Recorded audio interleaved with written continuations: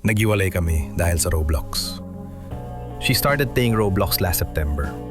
Simula noon, unti-unti talaga siya nagbago. Na-neglect na niya kami ng mga anak niya. Palaging may kachat sa Discord at IG. Yun pala, meron na talagang kalandian. Nagsisendan pa sila ng thirst trap sa isa't isa. Yung guy nasa early 20s, nasa mid-30s na si wife. But she introduces herself as someone in her mid-20s sa mga kalaro niya. Kung di ko pa siya nahuli, di pa siya aamin eh.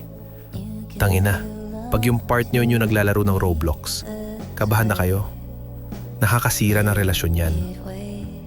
Anniversary gift niya sa akin yung pag-admit ng cheating niya. Tas kinabukasan nag-outing pa. Tas ngayon gusto mo civil lang tayo.